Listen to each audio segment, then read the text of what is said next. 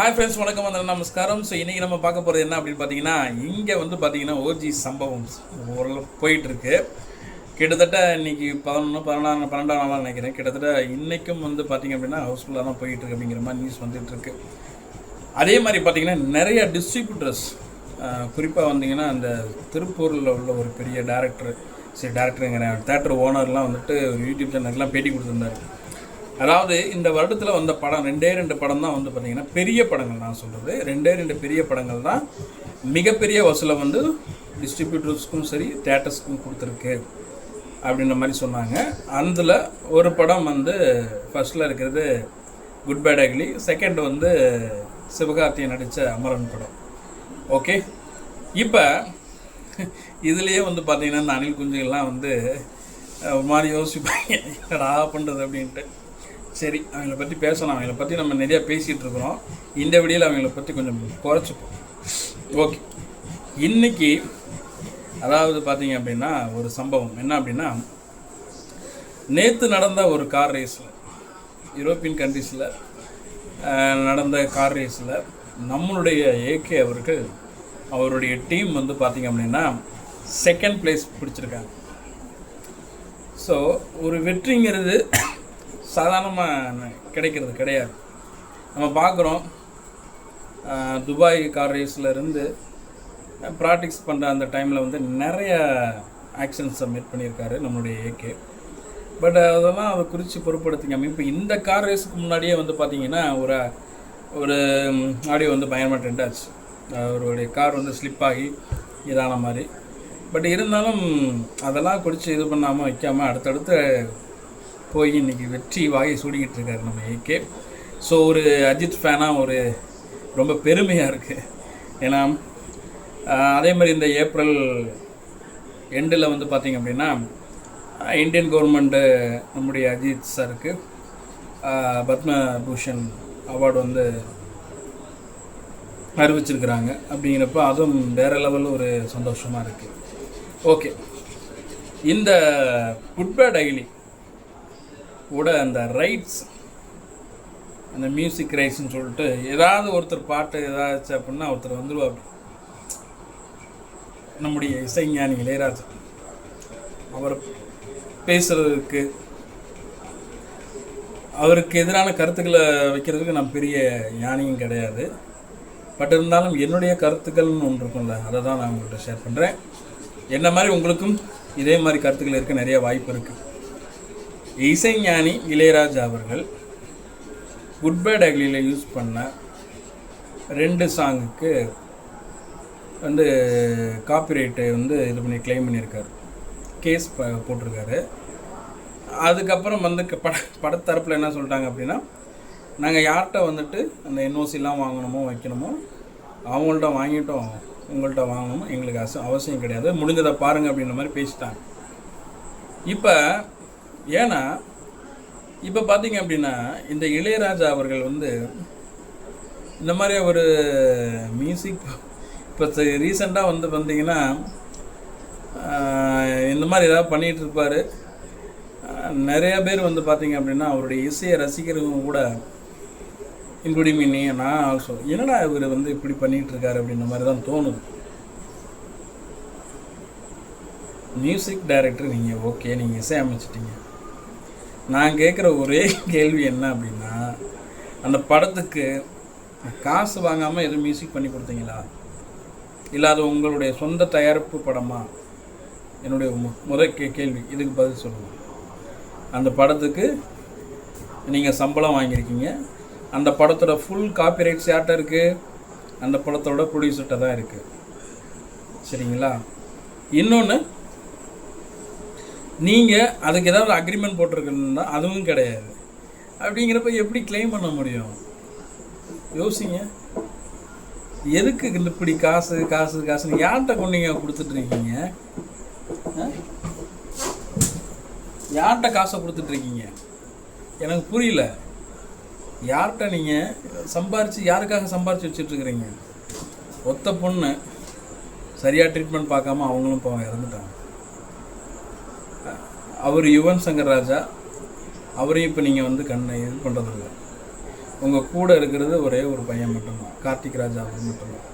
அவரும் அப்புறம் யாருக்காக இந்த மாதிரி வந்துட்டு மற்றவங்களை வந்து முகம் சுளிக்கிற மாதிரி பேசிக்கிட்டு இதெல்லாம் வந்து இது எனக்கு என்ன தோணுது அப்படின்னு பார்த்தீங்க அப்படின்னா, இந்த படத்தோட ப்ரொடியூசர் வந்து பார்த்தீங்க அப்படின்னா அவங்க மைத்திரி மூவிஸ், தெலுங்கு இண்டஸ்ட்ரி. இங்கே இருக்கிறவங்க என்ன பண்ணுறாங்க அப்படின்னா, இவங்க வந்து இங்கே இருக்கிற ஒரு சில பேர் பெரிய ப்ரொடியூசர்னு சொல்லி தர்றவனுங்க கொஞ்சம் காஞ்சு போயிட்டு, ஏன்னா இந்த மாதிரி படங்கள்லாம் இவங்க எடுத்துருந்தாங்கன்னா நல்லா சம்பாரிச்சிக்கலாமேங்கிற ஒரு நோக்கத்தில் இந்த மாதிரி இவரை ஏற்றி விட்டுட்டு இந்த மாதிரி கேளுங்க அப்படின்னு சொல்லிட்டு பண்ணிகிட்டு இருக்காங்களா வைக்கிறாங்களான்னு தெரியல. அதே மாதிரி இந்த படத்தோட ரிலீஸ் அப்போயே வந்து பார்த்திங்க அப்படின்னா மதுரையில் ஒரு சில தேட்டரில் 500 ரூபாய்க்கு டிக்கெட் விற்றுருக்காங்க. அதெல்லாம் பெருசாக பேசி வச்சு படத்தை வந்து கிட்டத்தட்ட மதுரையிலே மொத்தமே 4 தேட்டரில் தான் வந்து ஃபஸ்ட் டே ஃபர்ஸ்ட் ஷோ வந்து போச்சு. ஆனால் அவன் வந்து பார்த்திங்க அப்படின்னா டிக்கெட்டை ஃபஸ்ட் டே ஃபர்ஸ்ட் ஷோவுக்கு 2000-3000 விற்றுட்டுருக்குறானுங்க. அப்போயெல்லாம் வந்துட்டு இது பண்ணாதீங்க, இந்த டைமில் பயங்கரது. சரி, ஓகே, அது ஒரு வகையில் நல்லது தான். இப்படி போயிட்டுருக்கிறப்ப இவர் வந்து சில நேரம் இவர் இதுக்கு முன்னாடி ஒரு விஷயம் பண்ணார். அந்த டயத்துலேயும் ஒரு மேலே இருந்த மரியாதை, இவருடைய இசை மேலே இருந்த அந்த ஒரு இது வந்து கொஞ்சம் கொஞ்சமாக குறைய தொடங்கிடுச்சு. என்ன அப்படின்னா, இவர் ஃபஸ்ட்டு பிரச்சனை பண்ணதே எஸ்பி பாலசுப்ரமணியம் அவர்கிட்ட தான். என் பாடலை நீ பாடக்கூடாது என்னுடைய அனுமதி இல்லாமல், அதுக்கு நீ வந்து என்ன பண்ணணும், இதே மாதிரி வந்து கிளைம் பண்ணியிருக்கார். அவர் என்ன பண்ணிட்டார், இனிமேல் உன் பாடத்தை பாட மாட்டேன் அப்படின்னு சொல்லிட்டு விட்டார். ஒரு சக கலைஞன், சக நண்பன், பல பாடல்கள் இவங்களுடைய இசையில் அவர் பாடியிருக்கிறாரு. அப்படி இருக்கிறப்ப எவ்வளவு கருத்து வேறுபாடுகள்லாம் இருக்கலாம், வைக்கலாம். ஆனால் அதை கேட்குற ஒரு முறைன்னு ஒரு விஷயம் இருக்குது. இன்னொன்று, எதுவும் குறையும் கிடையாது. ரொம்ப கஷ்டத்தில் இருக்க, வறுமையில் இருக்க வைக்கிற, இல்லை அந்த மூலமாக 4 பேருக்கு நீ நல்லது செய்கிற வைக்கிறனாலும் பரவாயில்ல. இந்த வயசுலேயும் வந்துட்டு காசு காசு காசு காசுன்னு அலைஞ்சா என்ன இருக்குது அதில், எனக்கு புரியவே இல்லை. சரி, இதுதான் ஒரு கேஸு அப்படின்னா, இன்னொன்று அவருடைய தம்பி, அது ஏற்கனவே பெரிய பெரிய அரவட்டு, கங்கை அமரன். இடையில முடியாமல் போய் எங்கேயோ மதுரை ஜிஹெச்சில் சிவகங்கை ஜிஹெச்சில் வச்சு ட்ரீட்மெண்ட்லாம் பார்த்துட்டு அங்கே இருக்கிற டாக்டர்ஸ் எல்லாம் கோவப்பட்டு பேசிக்கிட்டு என்னத்தையோ பண்ணி, சரி அதை கொடுங்க, நம்ம பேச தேவையில்லை. அது வந்து அண்ணனுக்கு சப்போர்ட் பண்ணலாமா? அது என்ன சொல்லியிருக்கு, 7 கோடி ரூபா வாங்குறீங்கள, மியூசிக் போடுறதுக்கு 7 கோடி ரூபா வாங்குறீங்கள, ஏன் புதுசாக பாட்டு பாட வேண்டியதானே, எதுக்கு நாங்கள் போட்ட பாட்டை எதுக்கு யூஸ் பண்ணுறீங்க வைக்கிறீங்க? இதெல்லாம் வந்துட்டு உண்மையிலேயே வந்து வயசான ஆட்கள் இன்னும் அப்டேட் இல்லாமல் இருக்கிறதுனால எப்படி இதெல்லாம் எப்படி நம்ம, ஏன்னா அவங்களுடைய வயசு, அவங்களுடைய எக்ஸ்பீரியன்ஸுக்கெல்லாம் நம்ம ரொம்ப மரியாதை கொடுக்கறதுனால ரொம்ப பொறுமையாக நம்ம இதெல்லாம் ஹேண்டில் பண்ண வேண்டியதாக இருக்குது. ஒரு தல ரசிகனா ஒரு நியாயம் இருந்துச்சு அப்படின்னா நம்மளும் சேர்த்து சப்போர்ட் பண்ணுவோம், பார்ப்போம். இதில் ஒரு இதுவும் இல்லை. லப்பர் பந்து படத்தையும் பேசுகிறாங்க. லப்பர் பந்து படத்தையும் வந்து பொட்டு வச்ச தங்கக்கூடம் அந்த பாட்டு. டேய், நான் என்ன சொல்கிறேன்னா, படத்துக்கு காசு வாங்கிட்டு மியூசிக் போடுறீங்க, அந்த படத்தோட ஹோல் படத்தோட காப்பரேட்டு எல்லாமே வந்துட்டு ப்ரொடியூசர் தான். அவங்களே இது பண்ணுறப்ப என்னடா டி முடியலடா, நீங்கள் பண்ணுறது முடியல சாமி. தயவு செய்து அண்ணே வெங்கட் பிரபு அண்ணே, அண்ணே கார்த்திக் ராஜா அண்ணே, பிரேம்ஜி அண்ணே, ரெண்டுங்களுக்கும் கொஞ்சம் சொல்லுங்களேன். ஏன்னா இவங்க பண்ணுறதுனால உங்கள் மேலே இருக்கிற ஒரு சில விஷயங்கள்லாம் ரொம்ப கஷ்டமாக இருக்குது. ஏன்னா நீங்களாம் ரொம்ப ரொம்ப எப்படி சொல்கிறது, ரொம்ப ஜாலியான ஒரு கேரக்டரு. அஜித் சாருக்கு வந்து ஒரு நல்ல ஒரு வெற்றி படத்தை கொடுத்தவர். அப்படிப்பட்ட தயவுசெய்து கொஞ்சம் எடுத்து சொல்லுங்களேன். 2 பெருசுகளையும் கொஞ்சம் பேசி கொஞ்சம் அடக்கி வைங்க. ஏன்னா அடுத்த ஜென்ரேஷன் நீங்கள் வந்துட்டீங்க அப்படிங்கிறப்ப 4 பேர் நமக்கு வேணும். யாரையும் எடுத்தெறிஞ்சு பேசக்கூடாது அப்படிங்கிறது உங்களுக்கு தெரியுது. ஆனால் அந்த 2 பெருசுகளுக்கும் தெரிய மாட்டேங்குது. காசுன்னு அலையுதுங்க. பட் யாருக்கு சேர்த்து வைக்கிறதுன்னு ஒன்றும் புரியல. எனக்கு தெரிஞ்சு உங்களுக்கும் கொடுக்காதுன்னு நினைக்கிறேன். வேறு எங்கிட்டையாவது போதான்னு கொஞ்சம் செக் பண்ணிக்கிங்கண்ணே எனக்கு தெரிஞ்சு. ஓகே, குட் பேட் அகிலிக்கு வருவோம். குட் பேட் அகிலி ஒரு மிகப்பெரிய வெற்றியை தந்திருக்கிற படம். பல இடையூறுகள்லாம் இருந்துச்சு. பட் ஆனால் பண்ணாங்க ஏதாவது வெளியே தெரிஞ்சிச்சு அப்படின்னா ஒருத்தன் படம் ஓடாது. ப்ரொடியூசராக இருக்கட்டும், வேறு எவனாக இருக்கட்டும். அஜித் சாரோட படத்தை நிப்பாட்டினாங்க அப்படின்னா வேறு மாதிரி ஆயிரும்.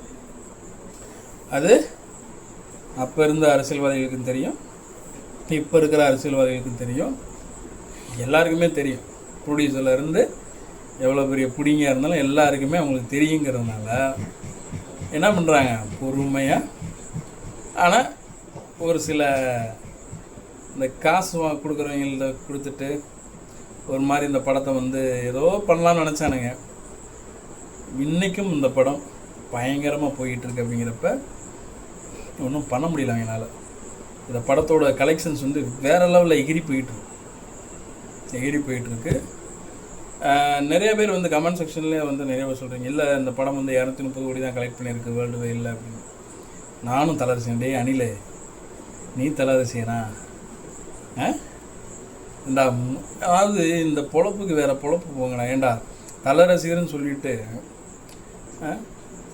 நான் ஒன்று சொல்லட்டுமா, லியோ மாஸ்டர்லாம் வந்துட்டு ஓடவே இல்லை. அதுக்கு வெற்றி விழாலாம் கொண்டாடினாங்க தெரியுமா? அந்த படத்துக்கு வெற்றி விழாலாம் கொண்டாடினாங்க. அது எப்படி? அப்போல்லாம் எங்கடா போனீங்க நீங்களாம்? படம் ஓடலை, ஃபெயிலியரு. போட்ட பட்ஜெட்டில் இந்த கோட் படம்லாம் பார்த்தீங்கன்னா 80% கூட வரலையாம். ப்ரொடியூசர், டிஸ்ட்ரிபியூட்டர்ஸு, தேட்டர்ஸ் ஓனர்லாம் கதறானுங்க இந்த படத்தோட வசூலை பார்த்துட்டு. இந்த படத்தோட குட் பேட் அகிலியோட வசூலை கம்பேர் பண்ணி இன்னொருத்தர் திருப்பூர் சுப்பிரமணியமாக இவரெல்லாம் போட்டு உடச்சிட்டாரு. ரீசெண்டாக ரிலீஸ் ஆன படங்களில், பெரிய படங்களில் அப்படின்னு சொல்லிட்டு நல்லா ஓடின படம் வந்து அமரனும் குட் பேட் அகிலியும் தான் நல்லா ஓடிட்டுருக்கு. இன்னமும் ஓடிக்கிட்டு இருக்கு குட் பேட் அகிலி. அப்படிங்கிறப்ப இதுக்கு மேலே அவங்கள எக்ஸ்பிளைன் பண்ண முடியாது. அதே மாதிரி நம்முடைய தல ரசிகர்கள் நிறையா பேர் யூடியூப் சேனலில், நம்ம ரோஸ்ட் பிரதர்ஸ்லாம் நம்ம பேசினோம், நம்ம முன்னாடியே பேசிட்டோம். பட் அவங்க ரீசெண்டாகவும் வீடியோ போட்டிருக்காங்க. என்ன அப்படின்னா, டிக்கெட்டை எப்படி நாங்கள் மன்றமே இல்லாமல் டிக்கெட்டை வந்து 190 ரூபாய்க்கு 500 ரூபாய்க்கு விற்றதுக்கு கூட நாங்கள் என்ன பண்ணிட்டோம், இது பண்ணிவிட்டு ப்ரெஷர் பண்ணி மறுபடியும் 190 ரூபாய்க்கு விற்க வச்சோம்ல. அதே மாதிரி டிக்கெட்டை வந்து 190 ரூபாய்க்கு ஃபஸ்ட் ஷோ ஒரு நாள். இவங்க என்ன பண்ணுறாங்க அப்படின்னா, ப்ரொடியூசர் கம்பெனி இருக்குல்ல, ப்ரொடக்ஷன் கம்பெனி, இவங்க எல்லாம் சேர்ந்துக்கிட்டு உள்குத்து பண்ணுறாங்க. தேட்டரு நீ ஒரு எக்ஸ்ட்ரா ஒரு 100 ரூபா எடுத்துக்க, எப்படி டிஸ்ட்ரிபியூட்டர் நீ ஒரு 100 ரூபா எடுத்துக்கோ ஒரு டிக்கெட்டுக்கு, மித்த காசை பூரா நான் எடுத்துக்கிறேன். சரி, அதில் அந்த நற்பணி மன்றத்தில் பண்ணுறாங்க, அவங்களுக்கு ஏதாவது கிடைக்காம பார்த்தா அதுவும் கிடையாது. அவன் சொந்த காசில் தான் என்ன பண்ணுறான், பேனர் வைக்கிறான், பால் அபிஷேகம் பண்ணுறான், எல்லா வேலையும் பார்க்குறானுங்க. ஒரு காசு சரி ஓகே, இப்போ 2000 ரூபா 3000 டிக்கெட் விற்கிதுங்க first day first show Vijay சாரோட படம். அதில் தேட்டருக்காரு இப்போ வந்துட்டு டிக்கெட் 200 ரூபா 300, இப்போ ஒரு 300 ரூபா வச்சுக்கிறாங்கன்னு வச்சுக்கோங்க, எக்ஸ்ட்ரா ஒரு 100 ரூபா வச்சுக்கிறாங்க. டிஸ்ட்ரிபியூட்டர் ஒரு 100 ரூபா 400 ரூபா 500 ரூபா போயிடுது. மிச்சம் 500 ரூபா போக 3000 ரூபா அப்படின்னா கிட்டத்தட்ட 2500 ரூபா டைரெக்டாக எங்கே போகுது, ப்ரொடியூஸ் பண்ண கம்பெனிக்கு போகுது. அப்போ அந்த படம் வந்து முதல் நாள்லேயே பயங்கர வசூல் பண்ணுமா பண்ணாதான்? சொந்த ரசிகர்களையும் முட்டாளாக்கி அவங்கள்ட்ட 2000 3000 டிக்கெட்டை விற்று அவங்களுடைய உழைப்பெல்லாம் உறிஞ்சிட்டு உட்காந்துருக்குறீங்க. நான் என்ன சொல்கிறேன்னா, ஒரு ரிக்வெஸ்ட்டாக வச்சுக்கிறேன், போதும் காசுன்னு அலைஞ்சது போதும். நீங்கள் அரசியலுக்கு வேறு வந்துட்டீங்க. அண்ணன் விஜய் அவர்களே, தயவு செய்து அடுத்து ஜனநாயகன்னு ஒரு படம் வருதில்ல, அந்த படத்தை யார் ரசிகன் பண்ணுறான் அப்படி இப்படின்னு சொல்லிட்டு 190 ரூபாய்க்கு மேலே டிக்கெட் வச்சு விற்கக்கூடாதுன்னு சொல்லிட்டு கொஞ்சம் ஸ்ட்ரிக்டாக ஃபாலோ பண்ணுங்க. அப்போ அந்த ஒரிஜினல் கலெக்ஷன்லாம் புரிய வரும். ஏன்னா இன்றைக்கி இருக்கிற சூழ்நிலையில் இந்த மீடியா வந்து பார்த்துக்கிட்டு இப்போ ரீசெண்டாக கூட ஒரு யாரோ பேசியிருந்தானுங்க சப்போர்ட் பண்ணி. அண்ணன் சிஆர் பாலு கூட பயங்கரமாக பேசியிருந்தார். என்ன பேசியிருந்தாருன்னா, டிவிகேவோட உறுப்பினர்களோட எண்ணிக்கை வந்து 2 கோடியை நெருங்கிருச்சு அப்படின்ட்டு. சரி, ஓகே, டிவிக்கு உறுப்பினர்கள் தேர்தலை சந்திக்காமையே அதோட எண்ணிக்கை 2 கோடி ஆயிடுச்சு. ஓகே, பூரா அந்த டிஜிட்டலில் சம்திங் ஏதோ பண்ணுறாங்க வைக்கிறாங்க. ஓகே, அதுவும் நமக்கு தேவையில்லை. உறுப்பினர்கள் ஆகிட்டால் அந்த 2 கோடி வரும் ஓட்டு போட்டுருவாங்களா? எதுக்கு இப்படி சொம்பு தூக்குறீங்கன்னு எனக்கு ஒன்றும் புரியலண்ணே. தயவு செய்து புரிஞ்சுங்க. அவர் வந்தால் நல்லதுதான். ஒரு மாற்றத்தை நானும் விரும்பக்கூடிய ஒருத்தன் தான். ஆனால் ஏமாற்றத்தை நான் விரும்ப கிடையாது. எனக்கு இருக்கிற கொஸ்டின் என்ன அப்படின்னா, விஜயகாந்த் அண்ணன் மாதிரி, விஜயகாந்த் கேப்டன் மாதிரி என் படத்தில் நடிக்கணும், எம்ஜிஆர் மாதிரி என் படத்தில் வந்த காசை வச்சு மக்களுக்கு நல்லது பண்ணிவிட்டு அதன் மூலமாக நல்ல பேர் எடுத்துகிட்டு வரலாம்ல.